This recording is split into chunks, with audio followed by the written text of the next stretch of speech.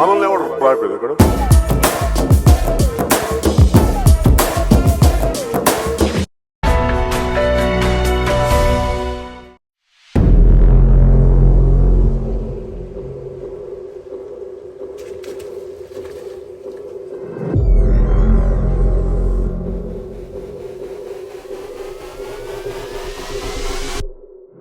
అంత స్పష్టంగా చెప్పా, అందరికి డబ్బే కనిపిస్తుంది అని.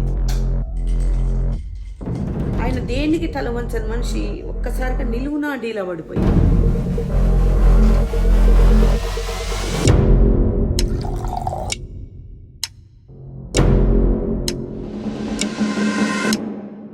గుడ్డోడు గట్టోడే.